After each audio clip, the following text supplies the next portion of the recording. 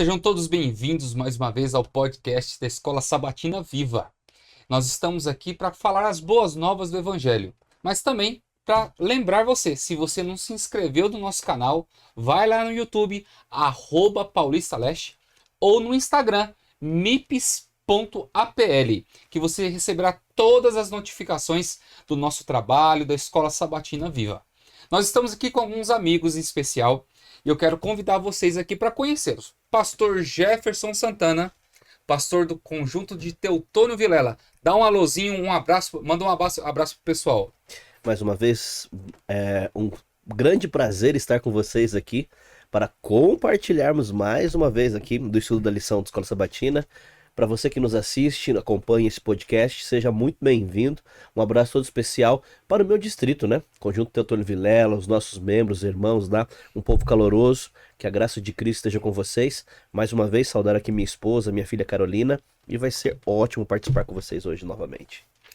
Temos aqui também o nosso querido irmão Júlio, lá de São Miguel Paulista, nosso doutor Júlio. Irmão Júlio, manda um abraço para o pessoal. E não esquece de mandar alguns abraços especiais. Pois é. Olá, meus amigos. Olá, você que nos assiste. Que honra estar novamente juntos para estudarmos a palavra do Senhor. Eu quero mandar um abraço muito especial, primeiro para minha amada esposa, Marinalva, que nos assiste, para os meus filhos, Renan, que é ancião lá em São Miguel, Raul, pastor Raul, e as minhas noras, já tenho 2 netos. Parabéns. E você sabe que 2 é bis, né? Então, eu já sou bisavô, não é isso? É isso. E, é claro, um abraço para a minha igreja amada de São Miguel Paulista, Distrito São Miguel Paulista. Que Deus abençoe a todos. Amém. E temos aqui o nosso querido pastor Marcelo, da UCB, União Central Brasileira, que cuida de toda a área de mordomia, que é basicamente o tema do nosso estudo. Administradores fiéis à espera do mestre. Pastor Marcelo, muito obrigado por estar aqui conosco. Deus seja louvado. Amém. Manda um oizinho para os nossos amigos que Claro. estão nos assistindo. Eu já tinha mandado um abraço para minha esposa, para os meus filhos, até para os meus netos que ainda não nasceram, né? Eu ainda não sei, eu já sei que uma é netinha, vai ser a Amélia. Já o outro eu não sei se é um menino ou se é uma menina. Talvez seja a Luca ou talvez seja a Rebeca, que vão nascer. Mas eu quero dar um abraço para todos os líderes de mordomia e saúde da Igreja Adventista nas 2.038 igrejas que nós temos aqui no estado de São Paulo. Deus abençoe vocês e que vocês continuem sendo muito usados por Ele, para serem, através de vocês, a igreja ser edificada, a igreja possa crescer na sua região. Muito obrigado. Amém. E nós estamos aqui para lembrar você, se você não tem ainda o seu estudo, o seu periódico, por favor, mande uma mensagenzinha aí no chat. Falando assim, pastor, eu gostaria de ganhar um. Nós podemos mandar para você por PDF, nós podemos mandar para você física, tá bom? Nós estamos aqui para cumprir nossas promessas. Mas também, se você quer concorrer à camisa da Escola Sabatina Viva, aí você tem que assistir toda semana o nosso podcast e colocar, pastor, eu quero ganhar a camisa da Escola Sabatina Viva, tá bom? E nós teremos o prazer de mandar uma para você. Isso está valendo dentro do estado de São Paulo. Se você mora fora, nós vamos entrar em contato para ver como nós podemos fazer da melhor maneira, tá bom? Nós vamos estudar hoje o tema 10 da nossa lição, que tem um tema retribuindo. Quero convidar você nesse momento a fechar os seus olhos e nós vamos pedir a bênção de Deus sobre o estudo da sua palavra. Pastor Jefferson, por favor, nos abençoe nesse momento.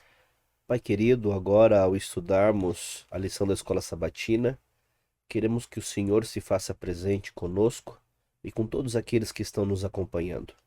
Conduza aqui, Senhor, toda a linha de raciocínio.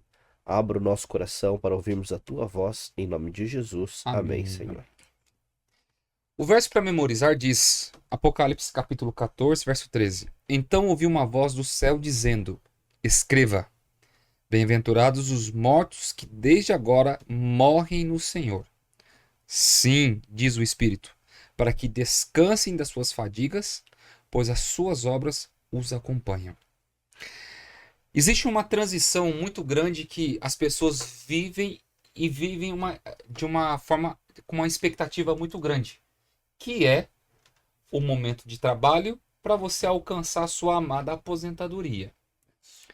Pastor Marcelo, não sei se está mais próximo do que o Júlio, na questão de aposentadoria, tá Pra ali. mim, 14 anos me falta. Faltam 14 anos. Eu não tenho nenhum problema com a questão da velhice, da idade. Eu já tenho 56 anos de idade, mas já tenho 40 anos de trabalho. Olha Por aí. ser Uau. funcionário público, só posso me aposentar aos 60. Então eu ainda tenho mais 4 de Então tá labores. Porém, eu não pretendo me aposentar, eu nem penso nisso. Isso é uma parte que a lição vem falando sobre a transição entre você viver a aposentadoria de uma forma efetiva, o que você vai fazer. Pastor Leonardo, agora eu fiquei em dúvida. Será que nós chegamos lá?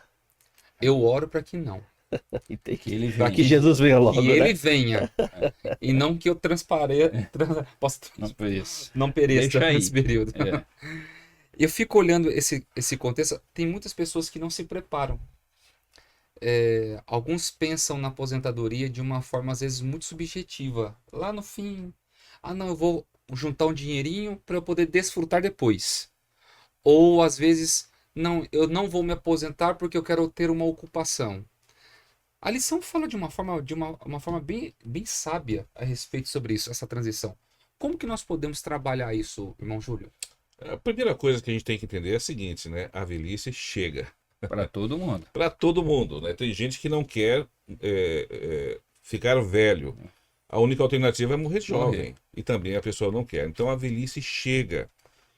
Por exemplo, eu mencionei aqui na semana passada que eu sou adventista já há 39 anos.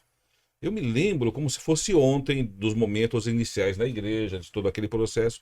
De repente, já se passaram 39 anos, eu já sou avô, e já estou aqui falando em aposentadoria. Pai de pastor? Pai de pastor, tenho 2 netos lindos, né? Já sou bisavô, que 2 é bis.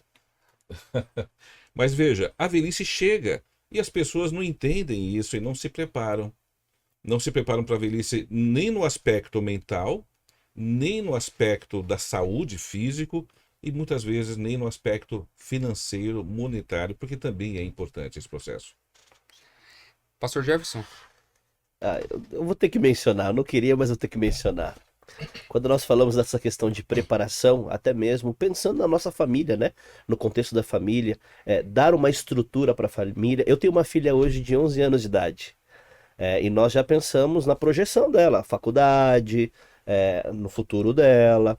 Então, desde agora, nós precisamos nos preparar para que esse futuro dela seja menos doloroso do que foi o nosso, o meu e da Priscila, minha esposa. Mas eu me recordo que meu pai faleceu no ano de 2004. E 2 anos antes do meu pai falecer, meu pai era alguém assim do campo, né? Alguém muito matuto ali do campo, meio grosseirão. E meu pai falava assim, pra que eu vou ficar pagando seguro de vida? Esse negócio só tira dinheiro de mim, pra que eu vou ficar pagando isso? E 2 anos antes do meu pai ficar doente e falecer, ele tirou o seguro de vida. 2 anos seguintes, depois, ele vem a óbito por questões de doença. Mas a única herança que ele conseguiu me deixar foi o time do coração. Quer saber qual é? Não? Misericórdia. Quando fala assim, é melhor a gente nem saber. Não. Tem que orar mais ainda pelo. Mas agora falando nessa questão de realmente nós precisarmos aqui cuidar do nosso futuro, eu vou entrar já no contexto dizendo a questão não só de nós focarmos nos bens materiais, mas sim preparação não só para essa terra, mas para o céu. Não é? De nada adianta nós vivermos uma vida onde nós buscamos apenas aqui o contexto material. Paulo já diz lá no livro de Timóteo, né, que ele completou toda a sua carreira. Na verdade, ele combateu o bom combate, mas o principal, ele guardou a fé. Porque a coroa da justiça lhe está preparada. E aí, eu quero trazer para nós aqui, né? Será que nós realmente temos feito essa preparação no nosso dia a dia, alimentado ali a nossa poupança com Cristo, para nós podermos herdar aquilo que nos está sendo preparado no céu? Esse acho que é o nosso contexto do dia a dia. Porque é a ideia do rico insensato, né? A lição vai abordar o seguinte: não há nenhum pecado você ir atrás das coisas, não há nenhum pecado você ser rico. A Bíblia menciona quantas pessoas que eram ricas e elas reconheceram, foi o Senhor quem me deu essa riqueza, sem problema nenhum. Mas ele vivia como se fosse um animal. Ele só pensava nas necessidades ou desejos que ele possuía aqui da terra. Então, nós vivemos numa época em que o materialismo, o existencialismo é a lei da vida. Então assim, não sei de onde vim, por isso eu não sei onde estou, não sei para onde vou. Então quer saber de uma coisa? Enquanto eu tenho saúde, eu tenho disposição, deixa eu viver os meus prazeres, os meus desejos. Então, eu durmo com quantas mulheres eu puder, Porque vai chegar um dia que eu não vou conseguir mais, né? Virar a velhice, eu não vou ter mais essa disposição. Eu vou tentar viajar para todos os países do mundo sem me preocupar se há pessoas necessitadas e assim por diante. Eu tenho que gastar o meu dinheiro, porque afinal de contas o dinheiro é meu. Sendo que a Bíblia mostra claramente que nada é nosso. A maior prova que nada é nosso, porque antes da gente existir, o universo já estava aí. Eu nasci em 1971. O universo já estava aí. Tinha muita coisa no Brasil já acontecendo. E o dia que eu morrer, além de eu não levar nada, tudo aquilo que eu achei que foi meu vai ficar aí. Então essa é a prova inequívoca que nada absolutamente é meu. Então eu não posso viver só pensando no quê? No meu umbigo. Só pensando nos meus desejos, só pensando nas minhas vontades. Existem coisas muito maiores fora de mim que precisam ser levadas a sério. Por isso que Deus reprovou o rico insensato. Não é porque ele era rico, mas é porque ele pensava apenas e exclusivamente nos prazeres diários que ele tinha. Pastor, desculpa, Júlio. Não, fica à vontade. Quando nós entramos aqui, lá em Lucas 18, aqui nós encontramos o diálogo que Cristo teve com o jovem rico. Depois, na sequência, ele fala ali sobre o perigo das riquezas. E eu fico imaginando essa cena. Os discípulos caminhando com Cristo e eles querendo ter uma qualidade de vida, não é? Para poderem ter um ministério assim mais tranquilo, vamos colocar assim, né? E de repente Cristo olha para esse jovem rico e fala assim: não, pega tudo que você tem, vende, dá para os pobres, depois você me segue.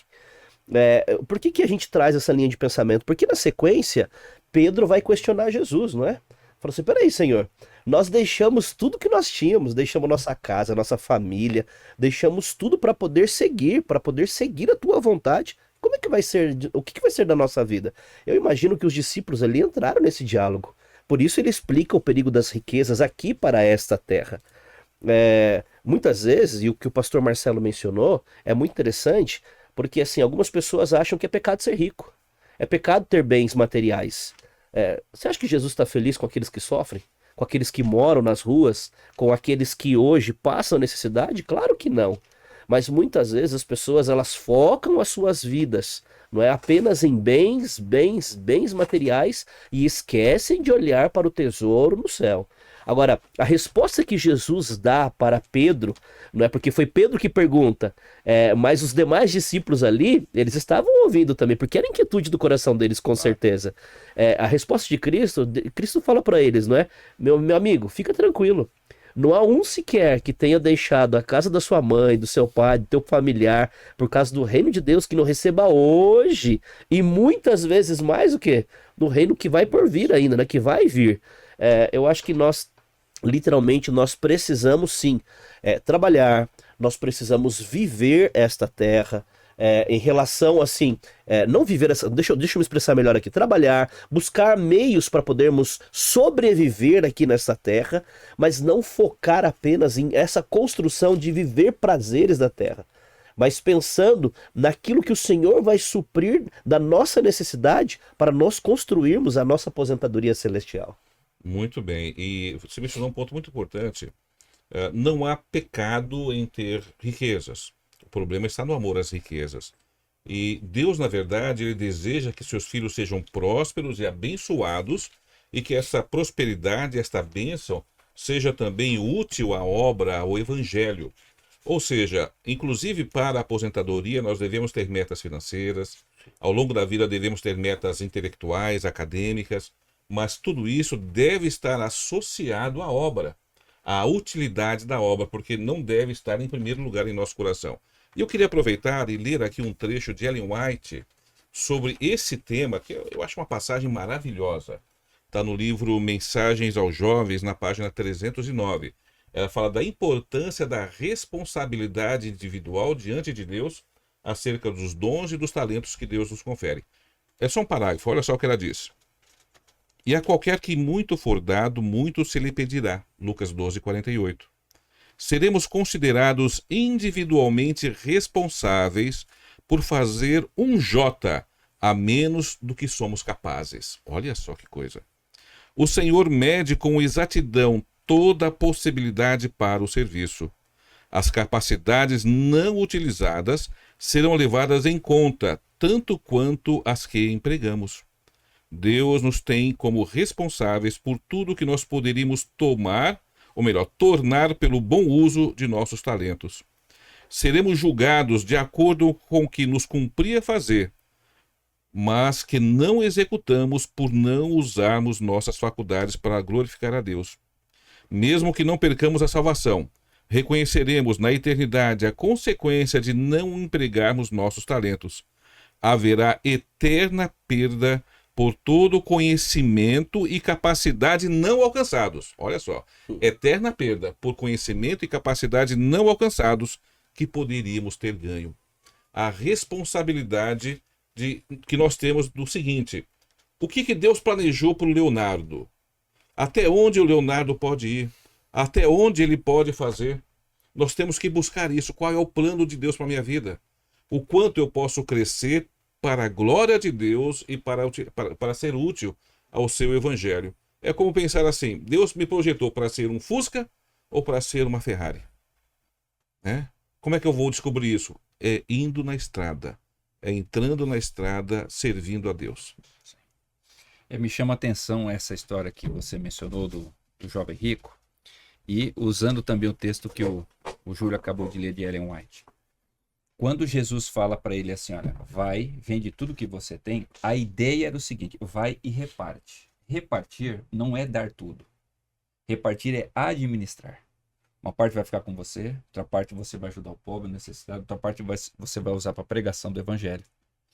Por quê? Eu não estou falando com um indivíduo qualquer. Você já é um camarada rico. Você conseguiu administrar tão bem a sua vida que você prosperou. Deus abençoa você. Então, como você sabe fazer isso, por isso que eu estou dizendo para você, vai e reparte. E aí Lucas vai dizer o quê? Ele se afasta triste, porque ele tinha muito, ele queria só para ele. Ele não queria fazer essa administração eficaz. Né? Então, o contexto da lição é esse. Eu preciso pensar o seguinte: bom, o dinheiro nada é meu. Tudo é do Senhor. Não é só o dízimo que é de Deus, tá? Não é só a oferta que é de Deus. Tudo é de Deus. Deus só quer o seguinte: filho, administra como eu disse para você administrar. Então, aquilo que é meu, você me dá. Aquilo que é seu é para você. Aquilo que é para o próximo, para o necessitado, é para o próximo, para o necessitado. Aquilo que é para você viver na sua aposentadoria, você guarda. Porque eu te dei inteligência para você administrar. Né? E assim você vai abençoar a todas as instâncias. Seja da igreja, seja da família e seja de todos. O problema é que a gente quer viver o como? Vamos vivendo. Vamos pagando boleto. Vamos pagando carnê, né? Das Casas Bahia, ou sei lá que loja que seja. A primeira é só para janeiro. Isso, mas vem, janeiro né? de 2026. Mas vem. Mas uma hora vai chegar. E quando ela chegar, ela vem com um juro composto. Quanto que você não vai pagar por isso? Né? E pensar também na velhice. Como o Júlio bem mencionou, a velhice chega se você não morrer. Nós temos muita gente na igreja, nós que somos pastores aqui, o irmão também acompanha lá na igreja local. Muita gente que vive na penúria. Não é porque Deus não cuidou. A pessoa não soube administrar a sua vida. A pessoa não pensou lá na velhice. Aí quando chega lá, Deus não pensou em mim. Não, Deus pensou. Durante a vida toda Deus te deu, mas você não foi sábio o suficiente para guardar, para poupar para o tempo que você ia precisar. Pastor, eu uso esse exemplo dentro da minha casa, vendo a minha mãe. O nosso contexto de vida em casa éramos eu, o meu pai, não era adventista, nem religioso, ele era um alcoólatra. Vejo também a minha mãe e uma irmã deficiente que eu tenho.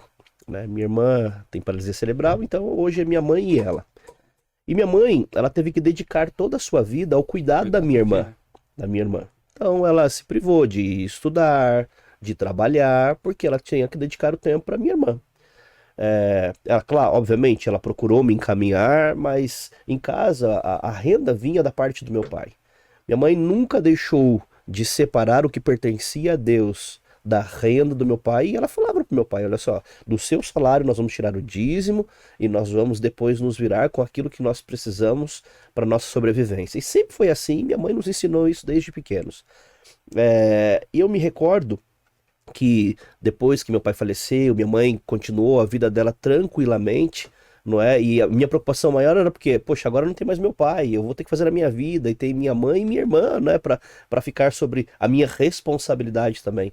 Minha mãe é tão segura com o salário que ela recebe, que ela foi depois que meu pai faleceu, ela conseguiu ainda separar tempo para estudar, para se formar, para tirar a carteira de habilitação dela, para poder fazer a sua vida e prosperar naquilo que Deus lhe dava, porque ela é segura. Se você pergunta para ela hoje, Dona Márcia, eu preciso de algo aqui porque eu tô sem dinheiro, ela sempre vai ter para poder te dar, porque ela sempre foi segura em relação a isso. E Deus prosperou tanto nessa questão dela ser segura e fiel e boa administradora, no pouco que ela conhecia, que hoje ela tem a casa dela, tem a aposentadoria dela, tem mais uma casa que é uma renda a mais para ela ter um aluguelzinho, para a vida dela ser mais tranquila junto com a minha irmã. A minha mãe hoje para mim é um exemplo daquilo de como você pode administrar e não precisa ser milhões na sua conta. A diferença entre você ser insensato com as coisas que você tem Uhum. e não ser canguinha. Isso. A gente Também usa... tem uns aí, Perdão, Não, ela nunca deixou de viver. eu não Pelo conheço, contrário. Essa Essa expressão pra mim expressão- é nova. Canguinha. Canguinha ou mão de vaca. Muquirana, mão de vaca, canguinha. É aquele amigo que anda com um sonrisal, atravessa o Mar Vermelho e o sonrisal tá inteiro no final ainda. Ele tá nadando ainda. Ok. Não é o contexto. Ser seguro é você saber aonde você aplica teu dinheiro. Claro. As Porque pessoas dinheiro viram foi feito para ser gasto.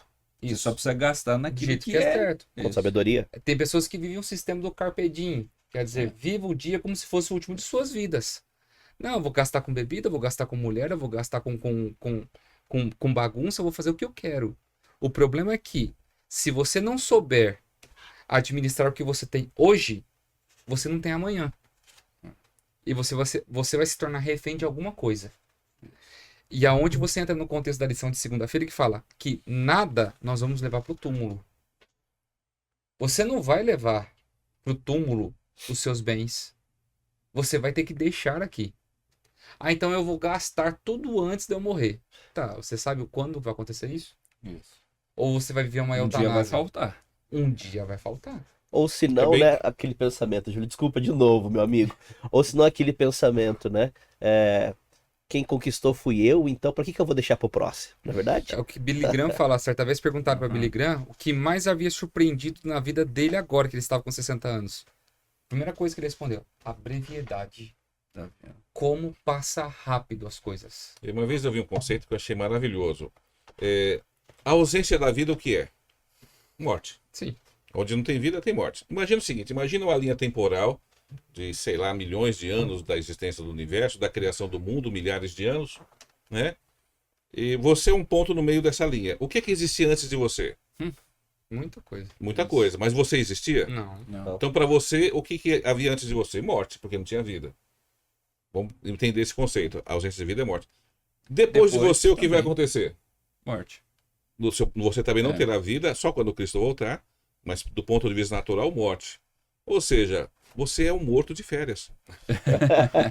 Entendeu? Você é um morto que está em férias. E nós não entendemos isso, a brevidade desta vida. Realmente, eu não vou levar nada. Tudo que aqui eu conquistar vai ficar ou vai ser destruído. E você mencionou outro ponto importantíssimo. Há pessoas que acumulam os bens e já na idade alta não têm coragem de fazer a partilha, de organizar, preparar-se, né, para a morte. E eu tenho visto inúmeros casos de pessoas com problemas de fazer o inventário depois, porque aí vira uma bagunça, um quer uma parte, outro quer outra parte, quando você pode organizar tudo Tudo em direitinho vida. durante a sua vida para não deixar problemas para os outros. Por exemplo, você pode doar os teus bens já para o nome dos teus filhos. Isso. Você não vai deixar que ninguém gaste uma parte dos teus bens pagando advogado, pagando processos judiciais. Você pode fazer isso no cartório. Mas eu conheço pessoas que lutaram até o último Para instante não. para não partilhar com a família os bens que tem. Ô, Júlio, isso é tão verdade, meu amigo, que as pessoas têm medo de falar sobre o assunto da morte, sobre o assunto da questão dessa partilha, não é? Não, parece que é um pecado você poder juntar a sua família e tratar desse assunto. Eu imagino que no dia a dia você trabalha e veja vários casos assim. É muito comum. É muito comum as pessoas terem problemas de partilhas porque aquele que tem os bens, que tem as posses, não quer partilhar nem com os filhos, nem com a esposa. Cruel. E o resultado disso é que depois vai gastar 10, 15, 20% do patrimônio pagando impostos, pagando advogado, processos judiciais. Não precisava, né? Ou seja, fora os anos de luta, de batalhas judiciais para resolver isso. E a lição, ela trabalha uma coisa, uma questão muito importante da generosidade nossa para com Deus, mesmo diante da nossa morte. Isso. Eu conheço pessoas que já fizeram isso. Sim. Não têm filhos, não têm herdeiros, pegaram o que tinham, fizeram um testamento, falaram, olha, eu quero que tudo o que eu tenho aqui possa ser doado para a igreja, para que a obra continue Isso, pregando. pregação do evangelho. A minha madrinha de casamento, ela tem isso no coração. Ela foi casada, ela ficou viúva e ela tem uma casa. Falou assim, olha, essa casa eu vou vender, metade é para o filho do meu marido e a minha parte Isso. vai ficar para a pregação Foi da sábio. mensagem e construir outras igrejas.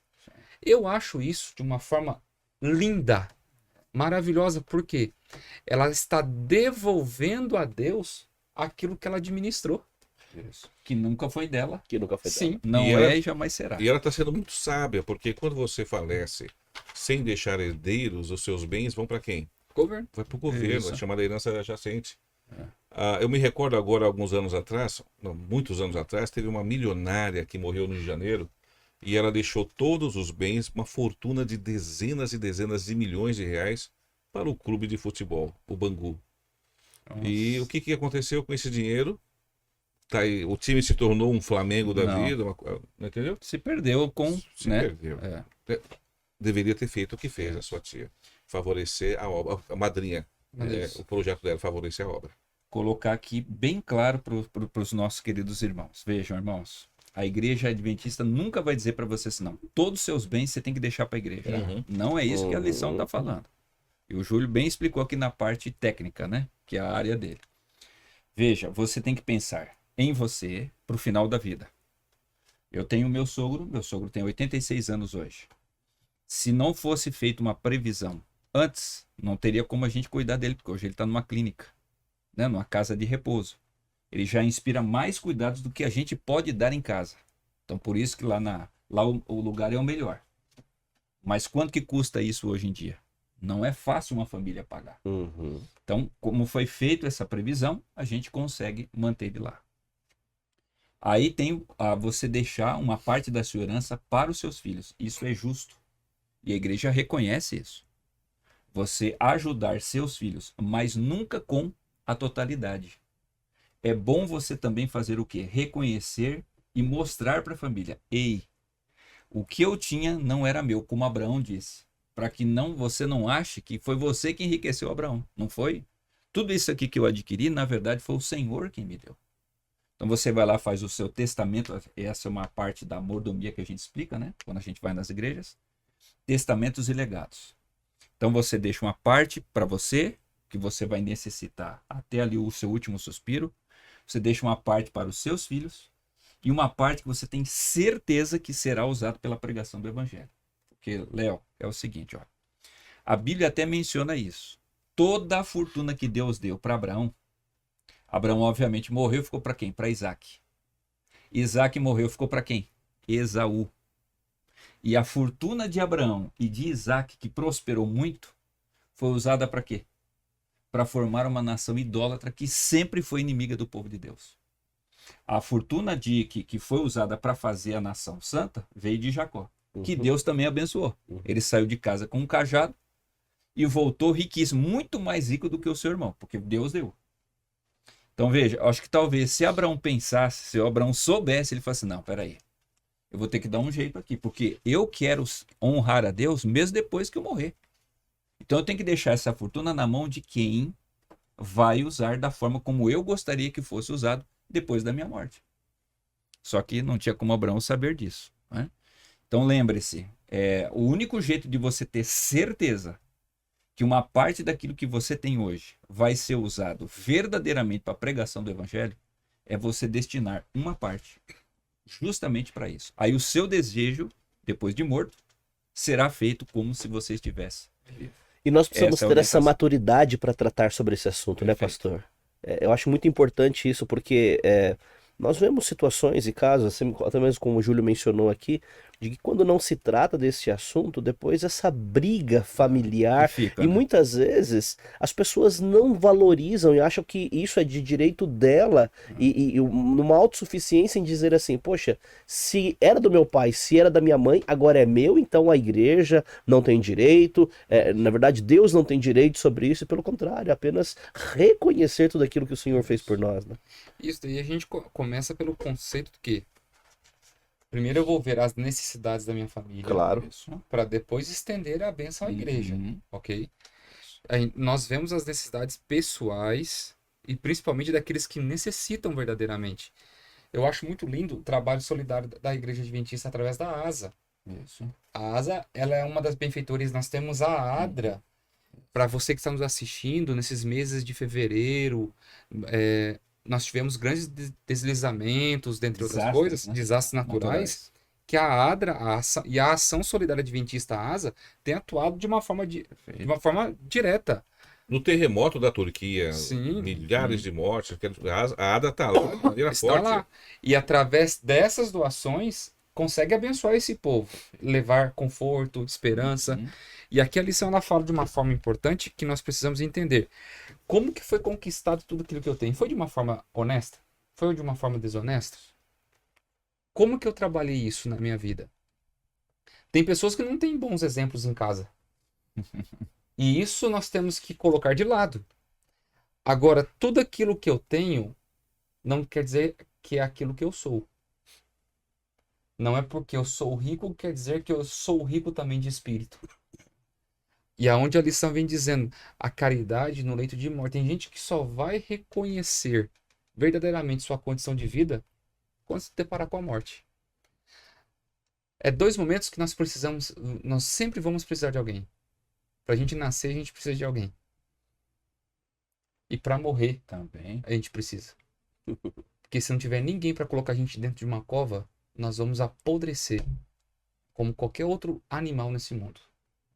Então, é onde que nós precisamos parar para entender qual é o nosso valor.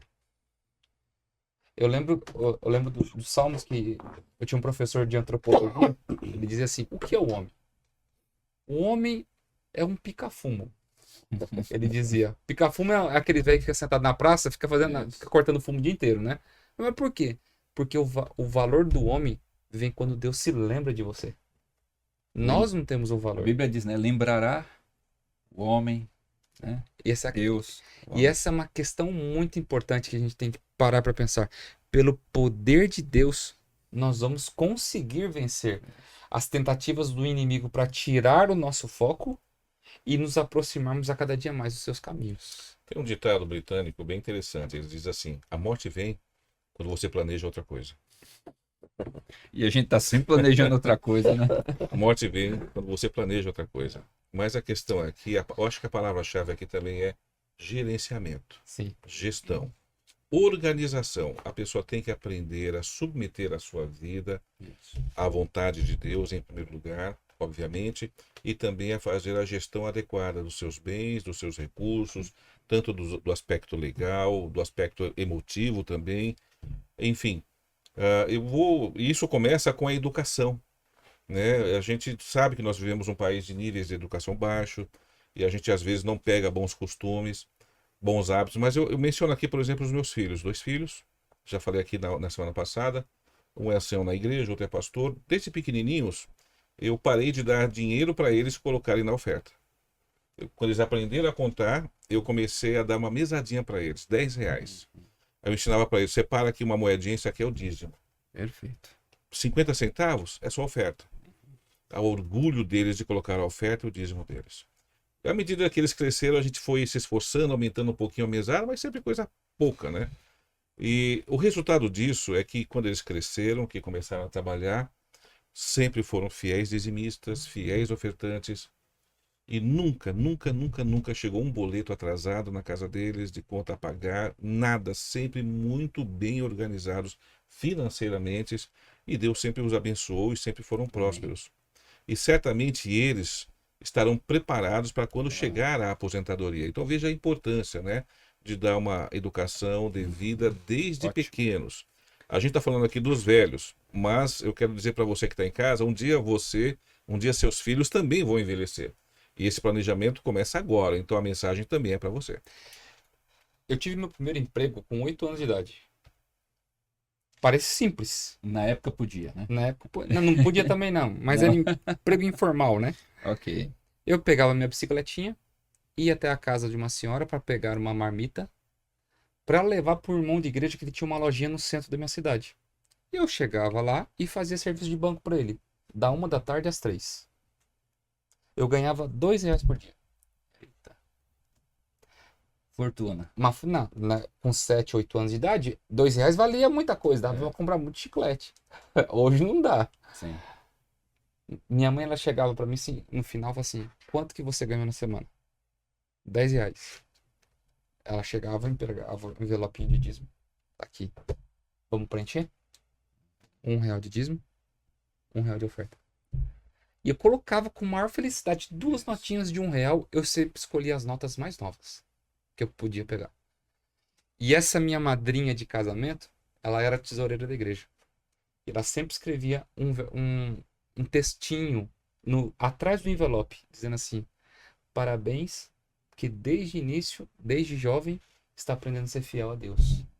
Eu nunca me esqueci disso. E aonde que nós não precisamos ser caridosos no leito da morte. Nós Pode ser precisamos durante a vida. durante a vida. É. E tem gente que começa a querer postergar o conceito da Sim. caridade, que a lição vem dizendo, e isso é uma armadilha de Satanás. Ó, você quer ver uma coisa? Quando a gente fala sobre testamentos e legados na igreja, geralmente os irmãos falam assim, pastor, mas a Bíblia não tem um capítulo para falar sobre isso. Irmão, mas a Bíblia tem um exemplo que é simplesmente maravilhoso, que é o exemplo de Davi. Davi estava chegando perto da morte, ele falou assim, Senhor, antes de eu morrer eu quero deixar uma casa para pregar o evangelho. Eu vou morrer, mas eu quero que o evangelho continue sendo pregado depois de eu morto. Aí Deus falou assim, você não vai construir a casa. Aí ele disse assim, tudo bem, eu posso até não construir, mas o Senhor não vai me impedir de dar a maior oferta para fazer essa casa. Isso aí é uma questão minha. E eu vou dar a maior oferta. Então, em vez de ele deixar o dinheiro, pensar assim, não, eu vou deixar o dinheiro para o meu filho. A gente já foi comprando as Aí, coisas. isso. Ele fez o quê? Ele levou a maior oferta diante do povo. E aí chamou o povo. Ei, quem de vocês... Eu já trouxe a minha oferta. Agora, quem de vocês quer trazer também? A Bíblia menciona que todo mundo trouxe, né? Coração agradecido trouxeram. Davi morreu. Só que antes de morrer, Deus falou o seguinte, como você quis fazer uma casa para mim, quem vai fazer uma casa aqui sou eu que vou fazer para você. Eu prometo para você que de você nunca vai deixar de existir rei. E de você virá o Salvador do mundo. Uau. Jesus Cristo, o Salvador virá de você. Então veja como as suas decisões, quando você reconhece que Deus é o seu Senhor e você devolve para Ele, isso tem implicações, não é só para hoje. Isso tem implicações por todas as gerações que vierem depois de você até a volta de Cristo. Então, como disse o Júlio, pensa em quem você está educando, pensa no que você está fazendo com a sua vida agora, mas também pense no Evangelho depois que você morrer. Porque é o texto áureo, as obras do justo o acompanham depois da morte. Não é só agora. Teu legado, né? Exatamente. Eu tenho que pensar nisso. Uma coisa que eu sempre digo em casa. Uma das maiores tristezas que eu posso ter. Eu sou dizimista e ofertante desde os 13 anos. Mas eu tenho orgulho de dizer o seguinte, o dia que eu morrer, eu vou deixar 2 filhos e 2 noras que são dizimistas e ofertantes. Quer dizer, eu posso até morrer, mas eu vou continuar dizimando e ofertando por meio deles, porque foi eu que ensinei, foi eu que, né? Como o Júlio mencionou. Já pensou eles ensinarem isso para os meus netos? Para os meus bisnetos? Então, assim, as gerações que vieram depois de mim, eu oro a Deus a isso. Senhor, que a minha família continue sendo justa e o Senhor pode contar com ela. Pode ser isso aqui, ó. Pode ser o pouco, mas o Senhor vai multiplicar. Vamos deixar, então, os testamentos e legados, mas também vamos deixar uma geração de homens e mulheres fiéis. Quando eu olho para essa história e vejo um pacto de fidelidade na amizade entre Davi e Jonatas. Sim. E qual era o pacto de fidelidade deles? De serem fiéis um ao outro e fiéis a Deus até a hora da morte. O que aconteceu na história deles? Um protegia o outro. Quando Davi ia para a linha de batalha contra os filisteus, lá estava Jonatas para protegê-lo. E vice-versa. Interessante que quando Saul ele começa a perseguir a Davi, esse pacto deles não se rompeu. Eles continuaram sendo amigos e fiéis. Quando Jonatas morre, Saul morre e Davi ascende ao trono e segue a vida, e eu fico imaginando agora na volta de Jesus, Davi e Jonatas se reencontrando. Isso me leva a pensar algo, pastor. Que o pacto que eles fizeram, a aliança que eles fizeram, o compromisso que eles fizeram, a morte não tem poder sobre ela. Então, assim, hoje, quando nós ensinamos os nossos filhos, os nossos netos, os nossos familiares, quando nós deixamos este legado de fidelidade para com eles, a morte não tem seu domínio, não tem o domínio sobre esses pactos que nós fazemos. Desde criança, a minha mãe me ensinou assim como você, Júlio, ensinou seus filhos. Hoje, eu procuro fazer pela minha filha aquilo que minha mãe um dia fez por mim, para que este legado, ele continue. Aquilo que a tua mãe, pastor Leonardo, fez contigo, em sentar contigo e separar o que era de Deus e o que pertencia a você, é exatamente o que nós precisamos hoje ensinar para os nossos filhos. Por quê? Porque uma família que busca essa estrutura administrativa desde criança, ensinando seus pequenos, você pode perceber que é uma família que vai ter ali uma prosperidade, que vai ter exatamente, como é que eu posso colocar aqui? Vai ter uma sequência para sofrer menos nesse mundo que nós vivemos. Agora, aqueles que deixam muitas vezes, deixa a vida me levar, como que é, deixa eu gastar tudo que eu tenho hoje, ou eu ensino os filhos da forma que eles quiserem, e não tenho literalmente essa devoção de separar o que é do Senhor, de buscar buscar essa estrutura para o futuro também, paga caro. Isso nos faz pensar na beleza, né? Na beleza que são os dízimos e ofertas. Porque quando eu compreendo a magnitude, a amplitude disso, que é uma forma de agradecer, de homenagear a Deus, e não é uma relação comercial com Ele, onde eu devolvo para que Ele me abençoe, como muito se tem ensinado por aí, mas quando eu compreendo a beleza e a amplitude do dízimo, tenho também o benefício de me desapegar dos bens financeiros. É um método pelo qual Deus usa para tirar de nós o egoísmo e a ganância.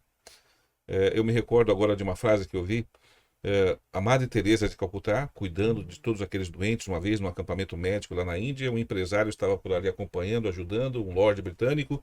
Em algum momento ele chega para a Madre Teresa, ele estava exausto de ver tudo aquilo, e ele diz para ela: não sei como você consegue fazer isso. Eu não faria isso por dinheiro nenhum do mundo. E ela respondeu: nem eu. Que coisa, nem eu. Ela não fazia por dinheiro. Ela fazia por amor.